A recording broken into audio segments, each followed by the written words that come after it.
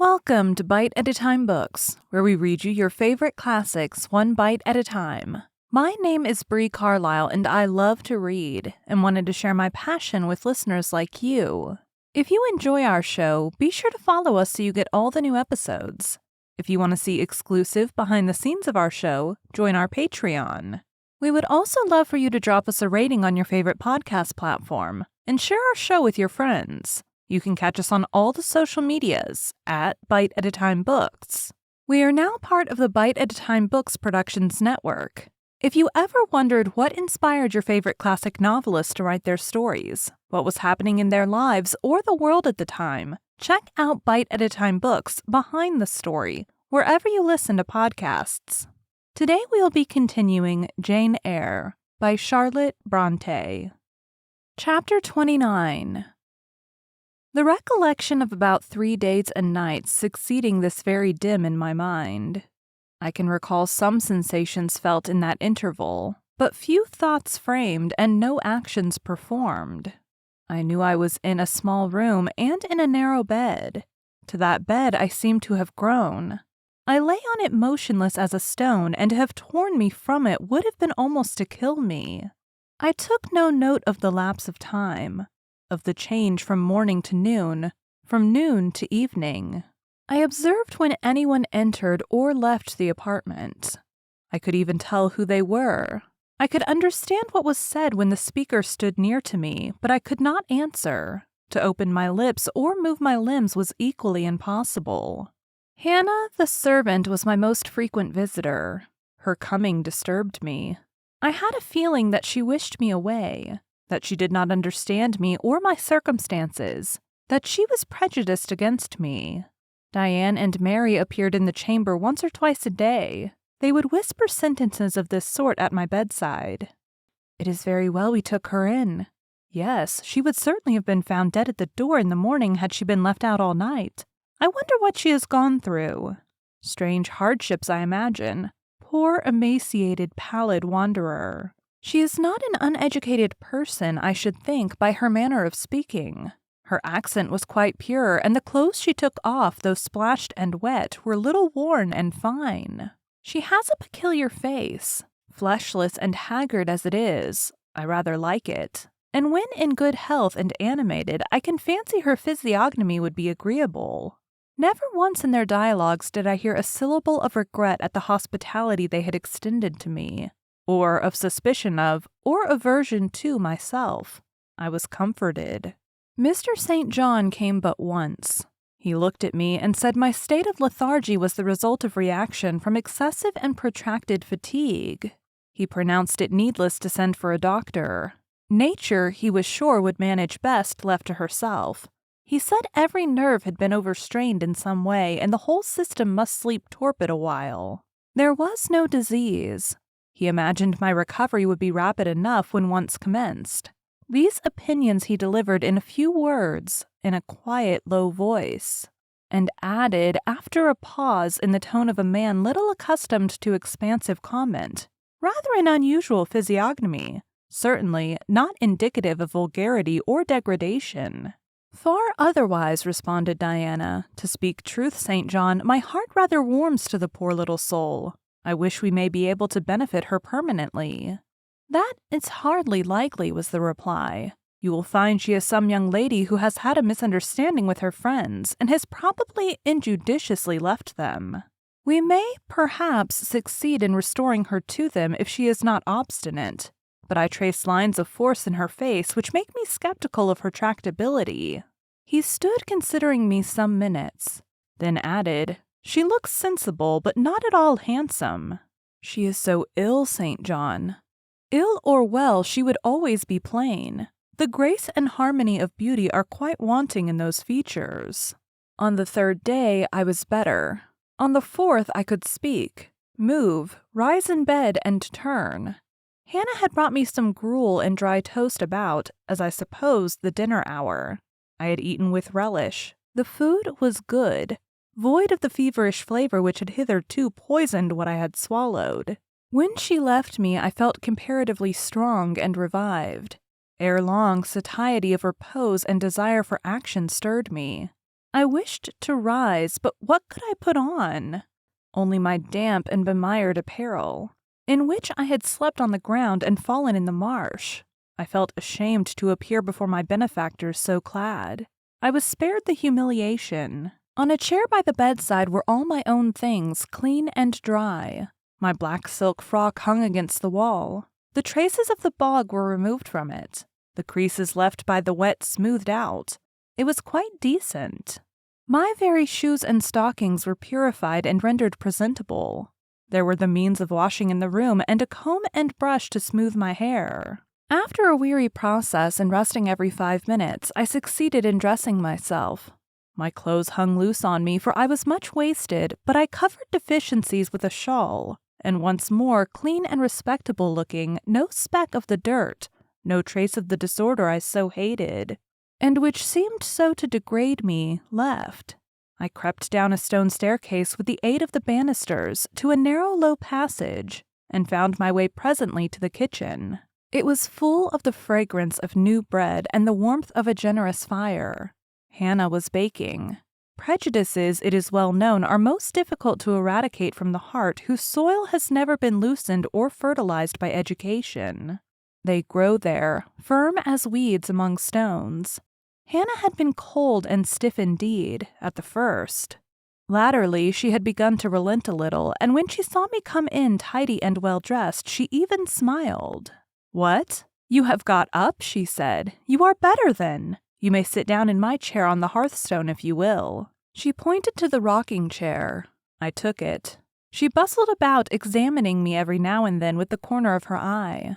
Turning to me, as she took some loaves from the oven, she asked bluntly, "Do you ever go a-begging afore you came here?"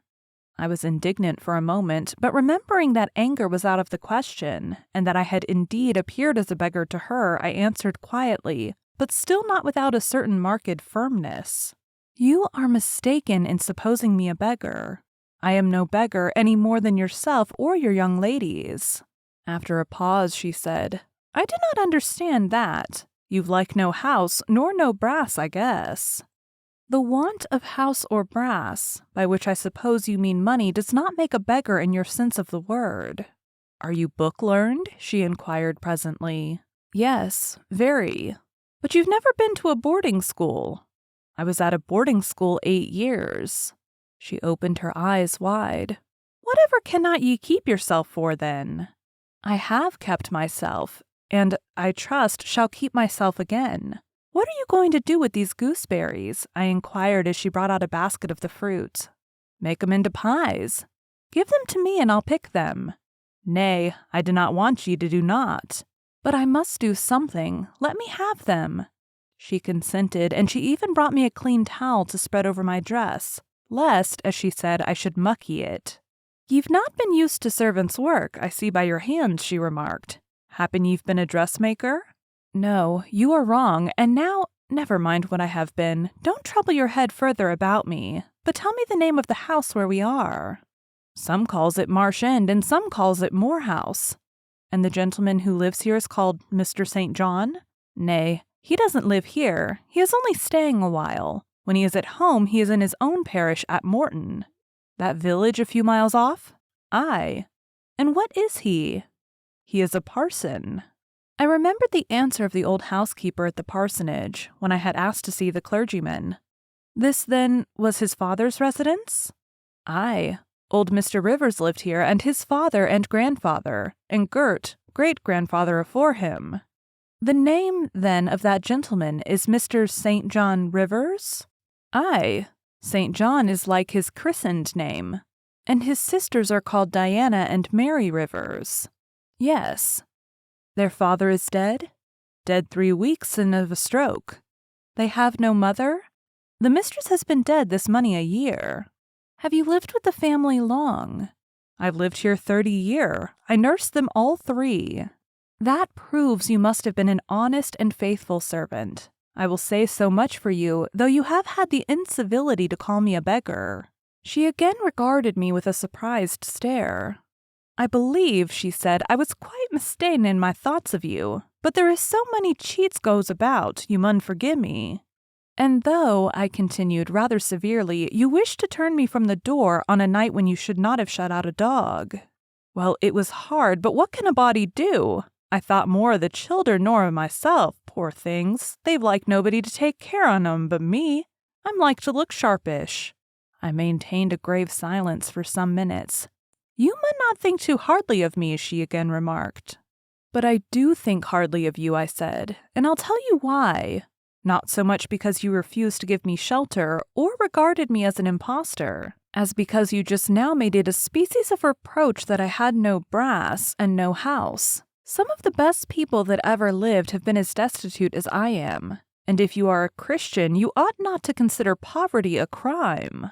No more I ought, said she. Mr. St. John tells me so too, and I see I were wrong. But I've clear a different notion on you now to what I had. You look a rate down decent little crater. That will do. I forgive you now. Shake hands. She put her flowery and horny hand into mine. Another and heartier smile illumined her rough face, and from that moment we were friends. Hannah was evidently fond of talking. While I picked the fruit and she made the paste for the pies, she proceeded to give me sundry details about her deceased master and mistress, and the childer, as she called the young people. Old Mr. Rivers, she said, was a plain man enough, but a gentleman, and of as ancient a family as he could be found. Marsh End had belonged to the Rivers ever since it was a house, and it was, she affirmed, about 200 years old, for all it looked but a small humble place, not to compare with Mr. Oliver's grand hall down in Morton Vale. But she could remember Bill Oliver's father, a journeyman needlemaker, and the Rivers were gentry in the old days of the Henrys, as anybody might see by looking in the registers in Morton Church vestry. Still, she allowed, the old master was like other folk, not much out of the common way, stark mad as shootin' and farmin' and sich like. The mistress was different. She was a great reader and studied a deal, and the bairns had taken after her. There was nothing like them in these parts, nor ever had been. They had liked learning all three almost from the time they could speak, and they had always been of a make of their own. Mr. St. John, when he grew up, would go to college and be a parson, and the girls, as soon as they left school, would seek places as governesses, for they had told her their father had some years ago lost a great deal of money by a man he had trusted turning bankrupt, and as he was now not rich enough to give them fortunes, they must provide for themselves. They had lived very little at home for a long while, and were only come now to stay a few weeks on account of their father's death.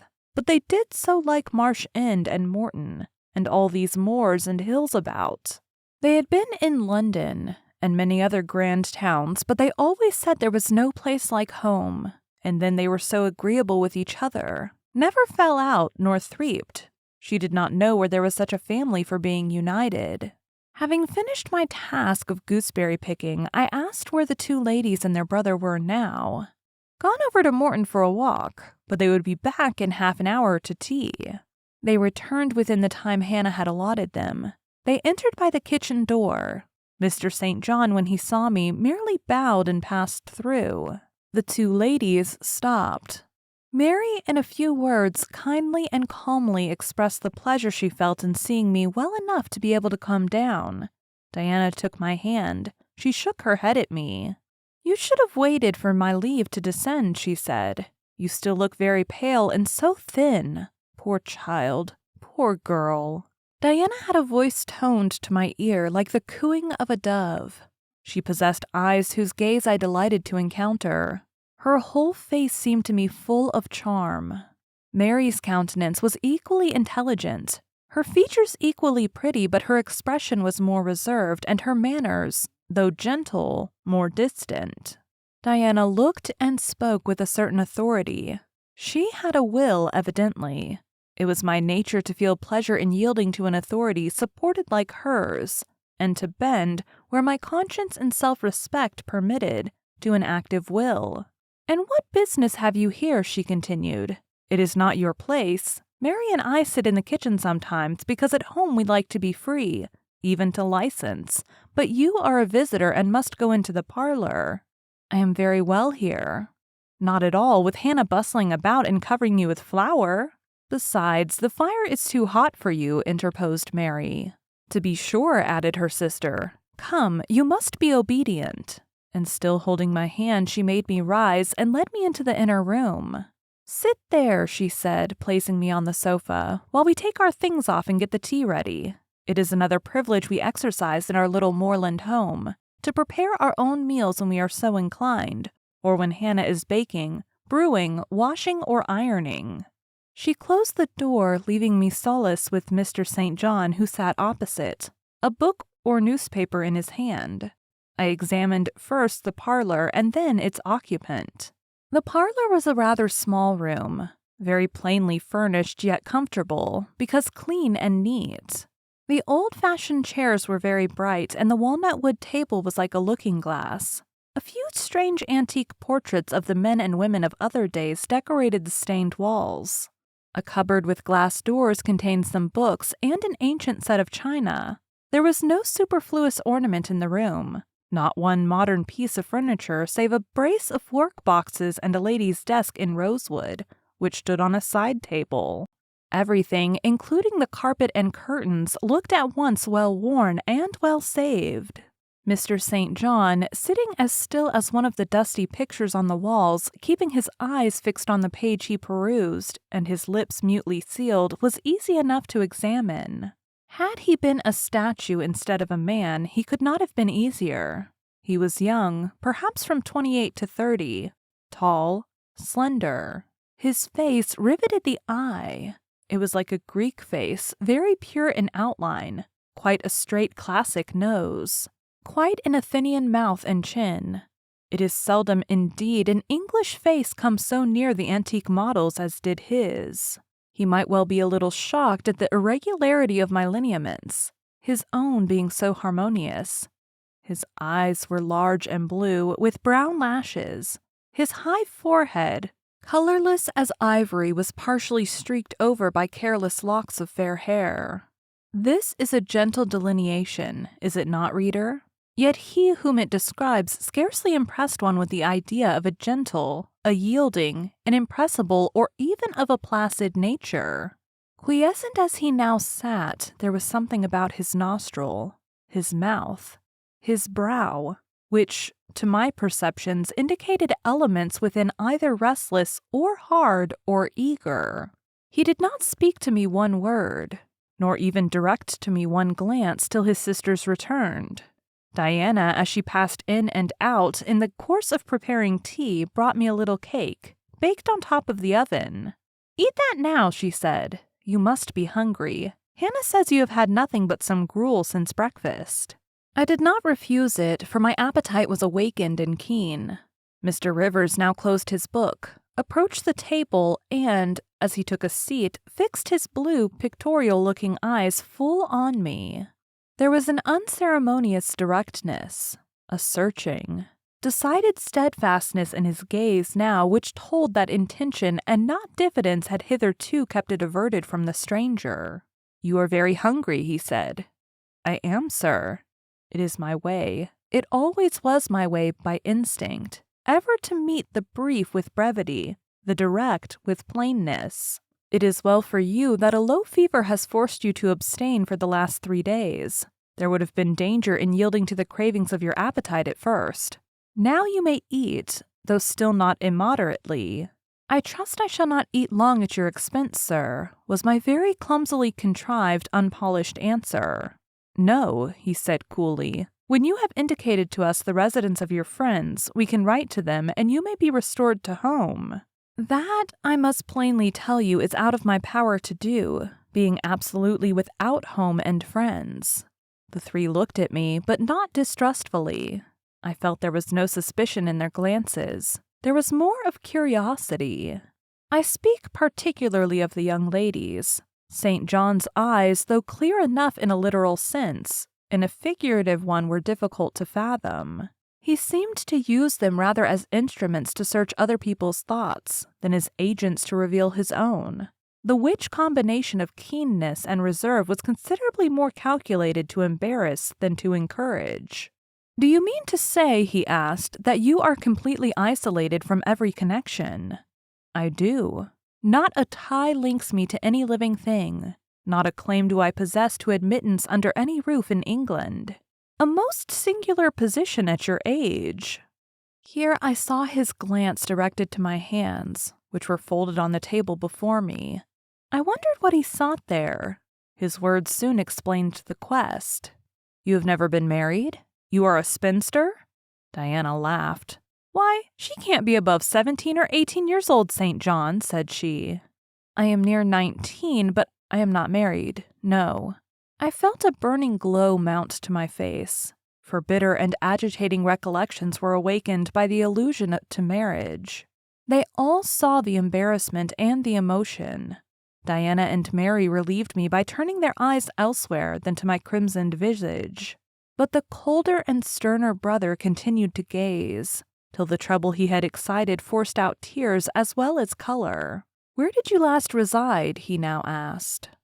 "You are too inquisitive, St. John," murmured Mary in a low voice, but he leaned over the table and required an answer by a second firm and piercing look. "The name of the place where and of the person with whom I lived is my secret," I replied concisely. "Which, if you like, you have, in my opinion, a right to keep, both from St. John and every other questioner," remarked Diana. "Yet if I know nothing about you or your history, I cannot help you," he said. "And you need help, do you not?" "I need it, and I seek it so far, sir, that some true philanthropist will put me in the way of getting work which I can do, and the remuneration for which will keep me, if but in the barest necessities of life. I know not whether I am a true philanthropist, yet I am willing to aid you to the utmost of my power in a purpose so honest. First, then, tell me what you have been accustomed to do and what you can do." I had now swallowed my tea. I was mightily refreshed by the beverage, as much so as a giant with wine. It gave new tone to my unstrung nerves and enabled me to address this penetrating young judge steadily. "Mr. Rivers," I said, turning to him and looking at him as he looked at me, openly and without diffidence, "you and your sisters have done me a great service. The greatest man can do his fellow being. You have rescued me, by your noble hospitality, from death. This benefit conferred gives you an unlimited claim on my gratitude and a claim, to a certain extent, on my confidence. I will tell you as much of the history of the wanderer you have harbored as I can tell without compromising my own peace of mind, my own security, moral and physical, and that of others. I am an orphan, the daughter of a clergyman. My parents died before I could know them. I was brought up a dependent, educated in a charitable institution. I will even tell you the name of the establishment where I passed 6 years as a pupil and 2 as a teacher. Lowood Orphan Asylum, Shire. You will have heard of it, Mr. Rivers? The Reverend Robert Brocklehurst is the treasurer." "I have heard of Mr. Brocklehurst, and I have seen the school. I left Lowood nearly a year since to become a private governess. I obtained a good situation and was happy. This place I was obliged to leave 4 days before I came here. The reason of my departure I cannot and ought not to explain. It would be useless, dangerous, and would sound incredible. No blame attached to me. I am as free from culpability as any one of you 3. Miserable I am and must be for a time, for the catastrophe which drove me from a house I had found a paradise was of a strange and direful nature. I observed but 2 points in planning my departure: speed, secrecy. To secure these I had to leave behind me everything I possessed except a small parcel, which, in my hurry and trouble of mind, I forgot to take out of the coach that brought me to Whitcross. To this neighborhood, then, I came quite destitute. I slept 2 nights in the open air and wandered about 2 days without crossing a threshold, but twice in that space of time did I taste food. And it was when brought by hunger, exhaustion, and despair almost to the last gasp that you, Mr. Rivers, forbade me to perish of want at your door and took me under the shelter of your roof. I know all your sisters have done for me since, for I have not been insensible during my seeming torpor, and I owe to their spontaneous, genuine, genial compassion as large a debt as to your evangelical charity." "Don't make her talk any more now, St. John," said Diana as I paused. "She is evidently not yet fit for excitement. Come to the sofa and sit down now, Miss Elliot." I gave an involuntary half-start at hearing the alias. I had forgotten my new name. Mr. Rivers, whom nothing seemed to escape, noticed it at once. "You said your name was Jane Elliot," he observed. "I did say so, and it is the name by which I think it expedient to be called at present. But it is not my real name, and when I hear it, it sounds strange to me." "Your real name you will not give?" "No, I fear discovery above all things, and whatever disclosure would lead to it, I avoid." "You are quite right, I am sure," said Diana. "Now do, brother, let her be at peace a while." But when St. John had mused a few moments, he recommenced as imperturbably and with as much acumen as ever. "You would not like to be long dependent on our hospitality. You would wish, I see, to dispense as soon as may be with my sister's compassion, and, above all, with my charity. I am quite sensible of the distinction drawn, nor do I resent it. It is just. You desire to be independent of us." "I do. I have already said so. Show me how to work or how to seek work. That is all I now ask. Then let me go, if it be but to the meanest cottage. But till then, allow me to stay here. I dread another essay of the horrors of homeless destitution."